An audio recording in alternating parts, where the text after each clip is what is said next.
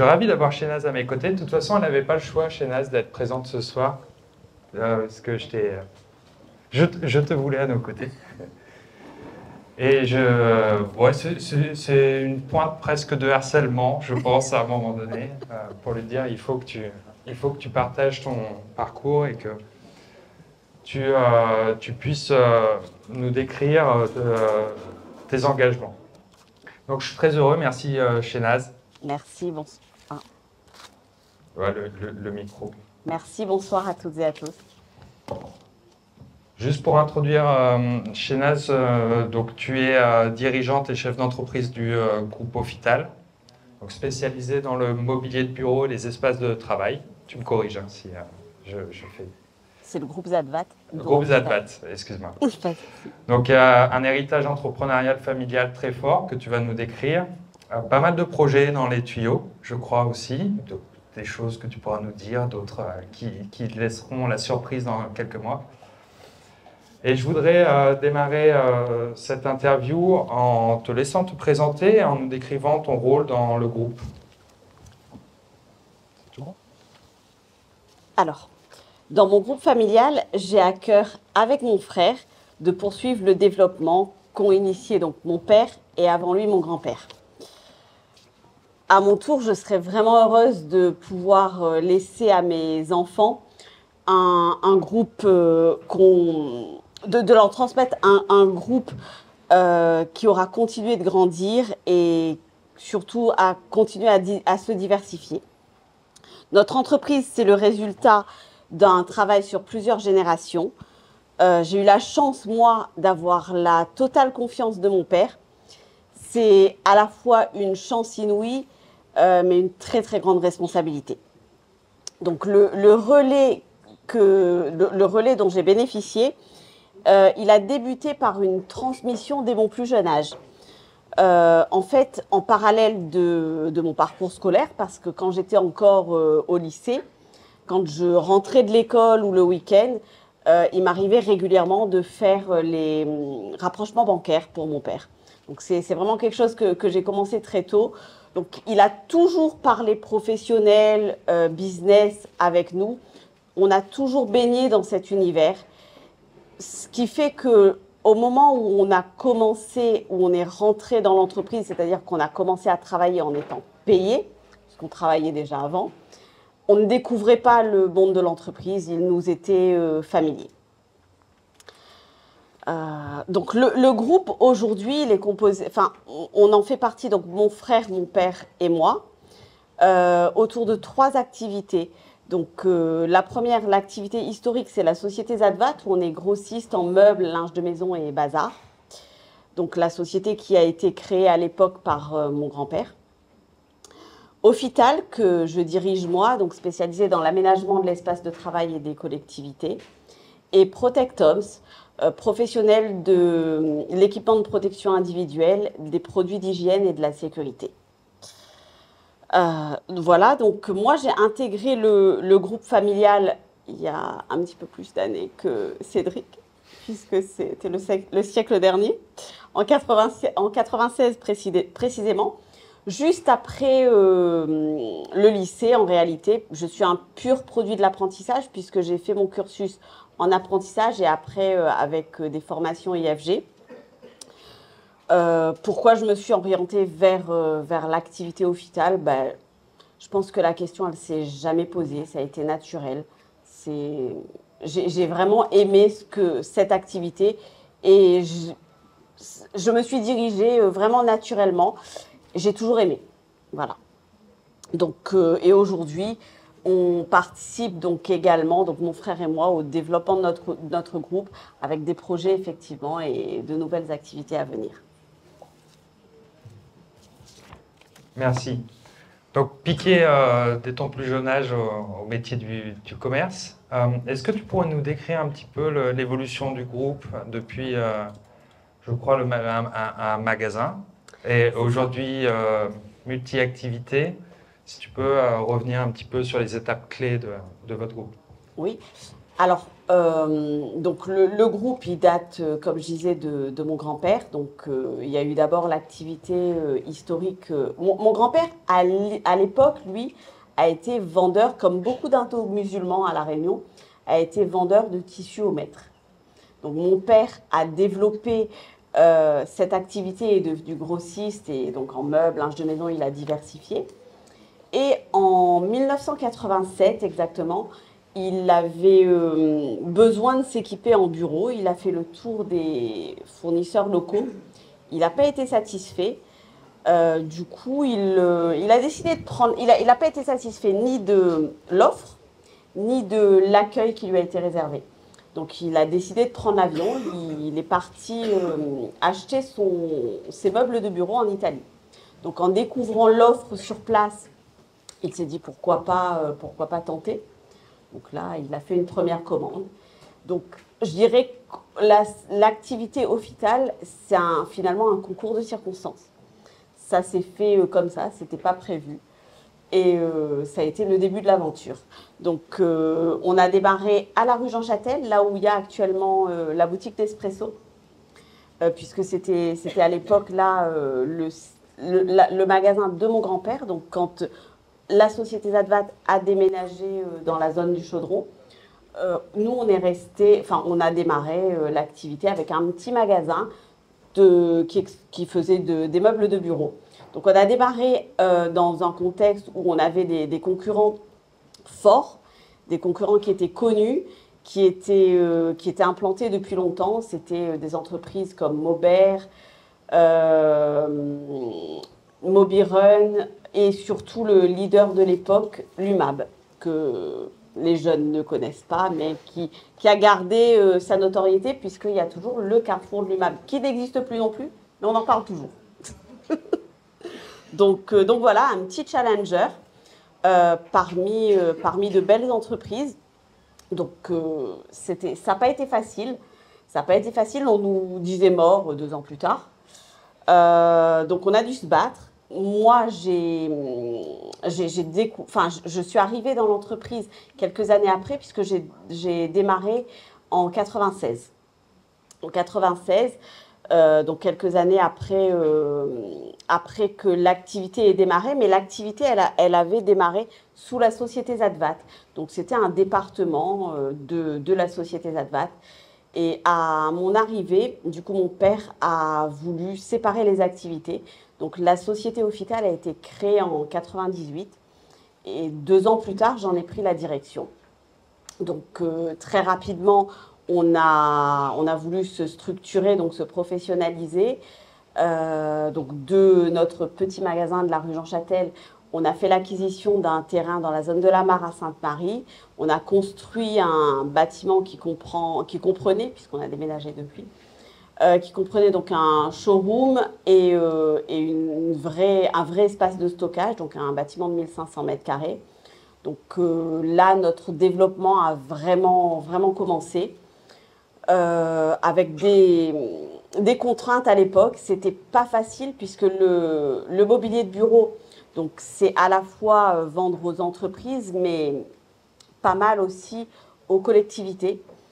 Et à l'époque, c'était pas le marché d'aujourd'hui, donc c'était un marché qui était plus complexe. On pouvait plus difficilement obtenir des marchés publics parce que c'était moins ouvert, c'était très orienté. Comme je vous laisse l'imaginer. Donc on a mis beaucoup de temps à vraiment prouver et à rentrer, à commencer à pouvoir être présent sur les marchés publics. Donc en 2002, j'ai décidé de lancer une démarche qualité. Et pour justement prouver qu'on mettait tout en œuvre pour la satisfaction de nos clients, c'était quelque chose de très important à l'époque. La certification ISO 9001, ça l'est moins aujourd'hui. On a été certifié ISO 9001 en 2003. On a été la première entreprise de notre secteur d'activité à l'être et il n'y en a jamais eu d'autres. Donc on est resté la seule. Voilà. Ensuite, la croissance, elle s'est accélérée quelques années plus tard. en particulier pendant la crise de 2009 que Cédric a évoquée, puisque donc là, nous, il y a eu la disparition de plusieurs concurrents. Donc ça nous a vraiment permis de passer une très grosse étape. On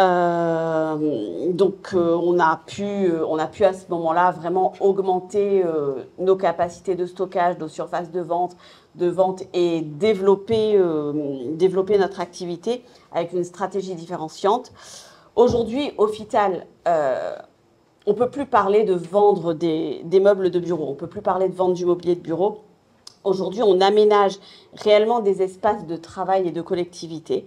C'est une offre de produits diversifiés et actualisés en permanence. Et on dispose également d'un concept store. Donc, on est toujours dans la zone de la Mare, mais on a déménagé, on est en face de là où on était à l'origine, avec un bâtiment qui est beaucoup plus adapté. Un showroom de 800 mètres carrés, donc qui vous permet de voir notre offre de produits qui est disponible en stock. Donc, aménager un espace implique de prendre en compte tous les critères. Donc, critères d'espace, d'ergonomie, de bien-être, des habitudes de travail, de la charte d'une entreprise, de la politique de l'entreprise. Donc, ça englobe vraiment tous les critères. Du coup, aujourd'hui, on dispose en interne d'une space planner, d'une décoratrice d'intérieur. Donc, la demande, elle a vraiment évolué et on sait répondre à toutes les demandes clients. Donc, au niveau des défis auxquels nous sommes confrontés, je pourrais évoquer la concurrence nationale qui existe parfois sur les marchés publics parce qu'on a des fabricants qui viennent nous titiller sur les marchés. L'adaptation au cadre réglementaire, aux imprévus, donc il y a eu la crise financière de 2009, le Covid, les gilets jaunes, et j'espère qu'il n'y en aura pas d'autres, mais bon, ça sent pas très bon, donc voilà, il faut s'y préparer. Et puis, toujours fédérer les salariés autour d'un projet partagé. Voilà. Au-delà de concevoir la vente de mobilier comme un élément d'amélioration des conditions de travail et de bien-être au travail, j'ai toujours travaillé à ancrer l'entreprise dans le territoire, notamment en me labellisant donc, sur l'ISO 9001 et maintenant en termes de RSE. Trop bien. Trop bien. Tu vois, quand tu racontais l'histoire de ton groupe, ça me rappelait l'intervention de Cédric quand il disait c'est une question d'opportunité, il faut savoir les saisir parce que le point de départ était la satisfaction sur l'équipement et d'aller faire ce voyage en Italie et au final de se dire de ce point de départ-là, aujourd'hui, le groupe s'est développé, s'est diversifié et en est aujourd'hui. J'aimerais qu'on parle de ton engagement et de tes différents engagements, aussi bien au niveau du MEDEF que dans l'association Entreprendre pour apprendre. Avant ça, quels sont les conseils que tu peux apporter aux entrepreneurs?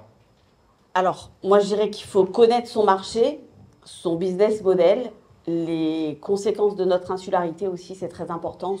Là, par exemple, avec ce qui se passe dans la mer Rouge, voilà, on voit bien qu'on est dépendant et que dès qu'il y a un maillon de la chaîne qui est rompu, c'est la catastrophe.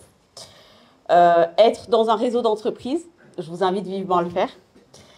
Oser demander des conseils et surtout, ma devise, c'est travailler, travailler, travailler, encore travailler et toujours persévérer.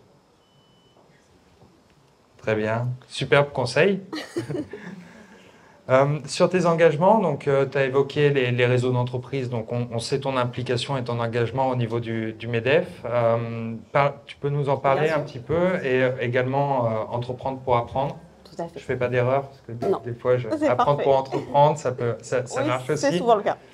Donc Entreprendre pour apprendre. Alors, donc déjà, mon engagement associatif, qu'il s'agisse du MEDEF ou d'Entreprendre pour apprendre, pour moi, cet engagement, il est indissociable de ma volonté d'agir pour mon territoire. Cette volonté d'agir pour La Réunion, pour moi, c'est un héritage familial. Je l'ai hérité de mon grand-père et de mon père qui ont fait cela, qui ont fait autant. Et ce sont de véritables valeurs familiales. Dans les deux cas, j'apporte mon expérience, mais surtout, j'apprends des autres. Donc, celle qui m'a mise sur la route, elle là, c'est Sandrine. Donc j'ai appris, moi, ce que j'ai appris du MEDEF aujourd'hui, c'est combien une organisation patronale structurée peut être importante pour la défense de nos entreprises et donc pour l'emploi à La Réunion. Tous les secteurs d'activité sont représentés au MEDEF et lorsqu'un secteur est touché, nous pouvons, en échangeant entre nous, anticiper les conséquences sur toute l'économie de La Réunion. Donc on peut le voir par exemple sur ce dont je vous parlais, l'impact des difficultés de transport maritime sur l'approvisionnement, les coûts, les prix. Tous les secteurs subissent les conséquences de cette situation, les entreprises, les salariés, les clients, on est tous concernés, donc on doit tous vraiment s'y pencher. Entreprendre pour apprendre, pour moi, c'est donner à la jeunesse réunionnaise les clés de lecture de la société et de l'entreprise. Cela permet d'améliorer l'insertion de ceux qui feront la Réunion de demain. Nous nous engageons chez Entreprendre pour apprendre à donner aux jeunes la possibilité à la fois de se découvrir, se révéler, prendre confiance en eux pour devenir acteurs de leur vie, acquérir des compétences transversales et durables pour les accompagner dans leur orientation et les aider à trouver leur place dans la société, s'engager en tant que citoyens pour bâtir un monde plus juste et plus durable. Pour cela, nous créons une coopération entre les structures éducatives, les enseignants, les jeunes et les acteurs économiques et les territoires autour d'un programme pédagogique qui est la mini-entreprise. Donc on interconnecte l'école et l'entreprise pour s'enrichir mutuellement de toutes les énergies et faire grandir ensemble tous les potentiels. Nous faisons vivre une aventure entrepreneuriale collective aux jeunes afin de donner à chacun le pouvoir de faire grandir leurs idées et leur personnalité. Cette aventure entrepreneuriale donne un sens aux apprentissages et elle donne surtout l'esprit d'entreprendre chez les jeunes. Donc, au MEDEF, je suis également très engagée auprès des femmes du MEDEF, puisque je suis coprésidente avec Franziska Goderbauer du mouvement. Nous avons d'ailleurs eu hier soir une très belle rencontre à la Galerie 33, où il s'agissait de mettre en avant des femmes qui ont construit leur vie professionnelle autour de leur talent artistique. Donc ça a été une très très belle réussite avec presque une centaine de femmes présentes, de belles inspirations, une ambiance détendue, de la bonne humeur. À 1 an et demi aujourd'hui du lancement de ce réseau, je retiens pour ma part une action phare. C'est le partenariat exceptionnel qu'on a mis en place avec le RSMA de La Réunion. En fait, le partenariat que nous avons mis en place, ce sont des femmes d'entreprise, des femmes chefs d'entreprise qui mentorent des jeunes femmes du RSMA. L'objectif étant de s'assurer de leur retour vers l'emploi à leur sortie du RSMA. Donc c'est une expérience humaine extraordinaire. Donc moi j'ai une petite mentorée qui a un passé difficile, qui est au RSMA, suit une formation pour être serveuse, mais avec laquelle en discutant, j'ai pu découvrir une personne absolument solaire, une personne qui, malgré les difficultés de la vie, a une envie de réussir. Et là où on peut vraiment aider ce type de jeune fille, parfois c'est rien, un truc bête, une anecdote que je vais vous raconter. Elle m'a parlé de son permis. Donc, ils ont la chance au RSMA de pouvoir passer le permis. Elle me dit « Ah, c'est dommage, je l'ai raté. » Je dis « Tu l'as raté, mais tu peux peut-être le repasser. » Elle me dit « Non, je ne pense pas. » Je dis « On va voir. » Et donc, je vais voir le colonel et je lui dis, mais ma petite mentorée, elle a raté son permis. Est-ce qu'elle peut le repasser? Il me dit, oui, bien sûr. Et donc, ma petite mentorée, elle a son permis. Il suffisait de poser la question, sauf qu'elle n'ose pas poser la question. Donc, on est là pour vraiment leur donner un petit coup de pouce, les aider. C'est pas grand-chose, mais ça peut changer une vie. Et ça, pour moi la valeur que ça a, ça n'a pas de valeur. Ça n'a pas de valeur. Voilà. Merci. Et ton engagement est quand même témoin de l'engagement de beaucoup de chefs d'entreprise. Je trouve qu'il y a quelque chose qui nous dépasse, et notre volonté collective à s'investir pour le territoire. Ouais. C'est très important pour chacun d'entre nous, donc c'est chouette. On arrive au bout de l'échange. Toute dernière question. Si tu avais un message à passer à la jeunesse ou aux entrepreneurs, ce serait lequel? Alors moi, je dirais qu'aujourd'hui, la RSE est indissociable de l'entreprise et de la vision d'un chef d'entreprise. Le monde dans lequel nous vivons, l'accélération des événements, le changement climatique, les incertitudes qui planent au-dessus de nos têtes au quotidien, ne laissent plus de place à l'entre-soi. Donc l'insertion des jeunes, pour moi, dans le monde économique, se fait par de multiples manières. Donc déjà, on peut recevoir des jeunes en stage. On peut recruter des apprentis dans des programmes classiques ou dans des contrats type Gadiamb. Gadiamb, c'est permettre aux jeunes qui se sont égarés de raccrocher le wagon de l'emploi. Donc on les insère dans l'entreprise, ils sont à 100% dans l'entreprise. Et on leur donne des valeurs donc avec l'espoir qui sortent de là avec un vrai projet. On peut mentorer des jeunes tout simplement, comme ce qu'on met en place pas mal au MEDEF. Et on peut soutenir toutes les initiatives entrepreneuriales. Il y en a pas mal. Donc voilà, on peut le faire. On peut tout à fait trouver du temps et soutenir ou même une fois l'an, soutenir une initiative et apporter quelque chose à quelqu'un. Donc, pour moi, ce qu'il faut, c'est se faire confiance.